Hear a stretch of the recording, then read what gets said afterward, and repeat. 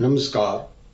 पहले हमने अव्ययभाव समास की परिभाषा पढ़ी थी, उसके कुछ उदाहरण पढ़े थे। आज हम देखेंगे कि इसकी पहचान हम कैसे करें, किस विधि से हम अव्ययभाव समास को पहचान सकते हैं। जैसा कि इसका शीर्षक हम देखें कि अव्ययभाव को कैसे पहचानें। हमने परिभाषा में पढ़ा था कि पूर्व पद जो है प्रधान, यानी कि जो पहला पद इसका प्रधान होता है और वो अव्यय होता है। अव्यय अर्थात जो अपना रूप नहीं बदलता, जिसमें परिवर्तन नहीं होता है, और समस्त पद भी अव्यय बन जाता है। और जो पूरा जो समासिक शब्द है या पद होता है वो क्या होता है, वो भी अव्यय बन जाता है। तो पहला पद उपसर्ग या अव्यय जो हमारे हैं, इनको आप देखते हैं कि पहले आपको बताया था कि बहुत से उपसर्ग भी अव्यय होते हैं, क्योंकि इन पर भी लिंग वचन आदि का प्रभाव नहीं पड़ता। ये अपना रूप नहीं बदलते, अर्थात इनमें अपरिवर्तनशीलता का भाव रहता है। कुछ महत्वपूर्ण उपसर्ग प्रत्यय देखते हैं जो प्राय आपकी परीक्षा में पूछे जाते हैं। वैसे तो इनको पहचानना बड़ा कठिन है, लेकिन फिर भी अभ्यास के द्वारा हम इनको समझ सकते हैं। जैसे प्रति, ये प्राय आपके मतलब परीक्षा में पूछे जाते हैं। अति, अ, स, अनु, निस, निर, यथा, अन, नि, बर, हर, दर, बे, बा, ला आदि। इनका अभ्यास करके बार बार आप इनको थोड़ा समझ सकते हैं, थोड़ा इनको पहचानने में आसानी हो सकती है। उदाहरण देखते हैं इससे कुछ, जैसे प्रतिदिन। इसमें प्रति जो पहला पद है जे उपसर्ग है, और दिन जो है जे इसका उत्तर पद है, दूसरा पद। इसका हो गया विग्रह। प्रत्येक दिन, हर दिन, दिन दिन, यहाँ जो भी लिख सकते हैं हम। तो इस तरह से प्रतिदिन का आप देखें तो इसका हम प्रतिदिनों लिख सकते हैं। आप ऐसे हम दिनों लिखेंगे, लेकिन जब ये समासिक पद बन जाता है तो इसमें परिवर्तन नहीं होगा। जैसे हम इसको प्रतिदिन के साथ आप बोलो कि इसका बहुवचन बनाए प्रतिदिनों, दिनों, ये नहीं बनता है, इसलिए ये अव्ययभाव समास है, इसमें परिवर्तन नहीं हो रहा है। लेकिन कुछ कई बार ऐसा होता है कि प्रति जो उपसर्ग लगा है, अव्यय है जो, इसके बावजूद भी कई बार जो है समासिक जो शब्द होते हैं आगे वाले वो परिवर्तन हो। जैसे प्रतिक्रिया है, प्रतिध्वनि,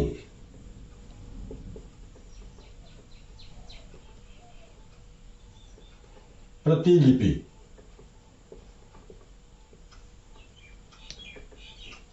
अगर देखो प्रतिक्रिया का बहुवचन बनता है, क्या बनता है, प्रतिक्रियाएं।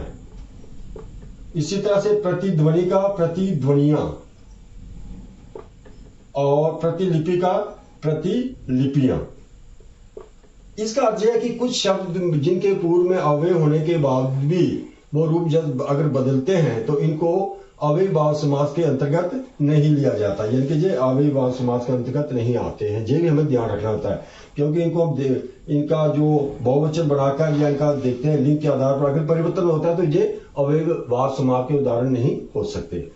तो इसी तरह से और देखें आप, जैसे प्रतिवर्ष, प्रत्येक वर्ष, हर वर्ष, या वर्ष वर्ष, प्रतिक्षण, प्रत्येक क्षण, प्रतिपल। इसी तरह से प्रतिघात, घात के बदले घात, इसका विग्रह हो गया, घात के बदले घात। प्रत्यक्ष, आंखों के सामने, यहां ध्यान दें प्रति प्लस अक्ष, यहां संधि है। कुछ शब्द ऐसे होते हैं जो संधि में भी होते हैं और समास में भी होते हैं, इसका भी ध्यान रखना होता है।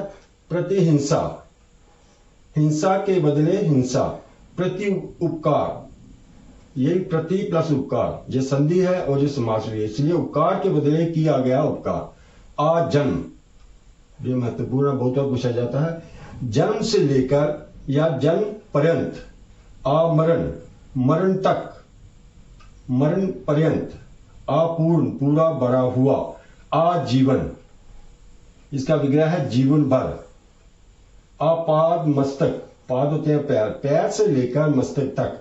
अबाल वृद्ध, बालक से लेकर वृद्ध तक। आकंठ, कंठ तक। असमुद्र, समुद्र तक। अतिवृष्टि, वृष्टि की अति। अति उत्तम, जहां भी संधि भी है इसमें, उत्तम से अधिक, अत्यधिक, अधिक से अधिक। अकारण, कारण के बिना। सा, जो साग लगा हुआ वहां देखना है को किसके साथ के अर्थ में होना चाहिए, तभी वहां पे हमारा जो है अव्ययभाव समास होगा। सपरिवार, परिवार सहित। सशर्त, शर्त सहित या शर्त के साथ, सा देह सहित, सा सम्मान सहित या सम्मान के साथ, अनुरूप रूप के अनुरूप। निस उपसर्ग वाले देखते हैं। निस्संदेह संदेह के बिना, निष्पाप पाप के बिना, निर्भय भय के बिना, निर्विवाद विवाद के बिना, निर्दोष यानी कि दोष के बिना।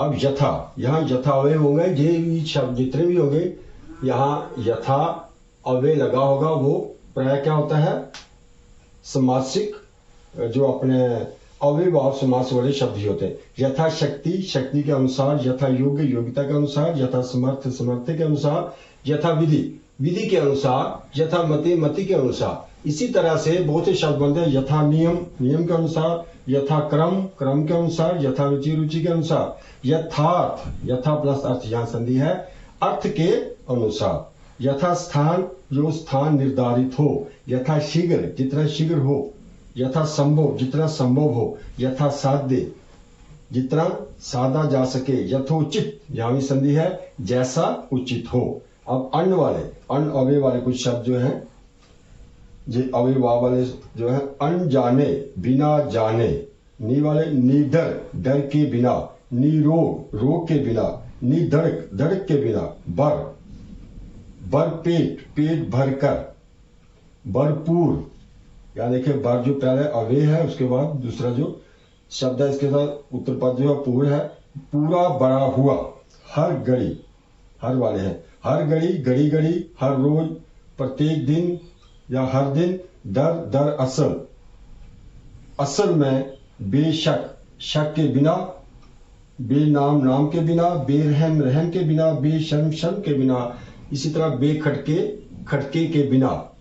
और बा जो है यहाँ बा अव्यय होगा, बा अदब के साथ, बा कायदे के साथ, लापता पते के बिना इत्यादि। इसके देखिए आप जैसे ये शब्द हैं, यथा कोई भी लेना है, यथा विधि है, यथा विधि नहीं हो सकता, बहुवचन नहीं बढ़ेगा, क्योंकि अगर इसका इस तरह से परिवर्तन हो गया तो ये अव्ययभाव समास नहीं हो सकता। इस बात का आपने ध्यान रखना है।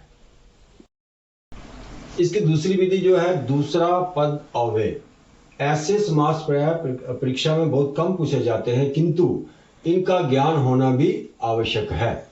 तो हम देख सकते हैं कि परिभाषा में हमने पढ़ा था कि अव्ययभाव का जो पहला पद होता है अव्यय होता है, किंतु अव्ययभाव समास के दो भेद भी होते हैं। जैसे इसका एक पहला भेद है अव्यय पद पूर्व, जिनमें अव्यय पद जो होता है वो पहले आता है, जैसे अभी हमने पीछे पढ़े। और दूसरा है नाम पद पूर्व, नाम पद पूर्व।